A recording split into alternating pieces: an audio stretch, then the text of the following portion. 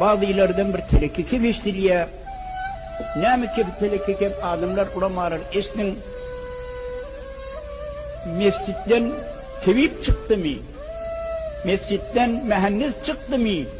Mescitten nâme çıkanı bilen de yok mu şu mahalle çelli? Bayramallahun geçti mescitten. Vülcanahun geçti mescitten. Kurbanahun tazir geçti mescitten.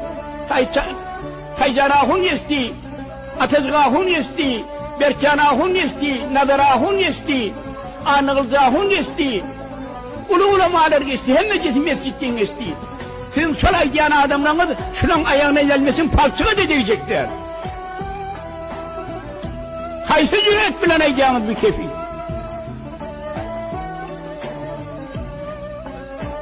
Mescidin beciren ulamalarının dırnağına diyeceklersiniz.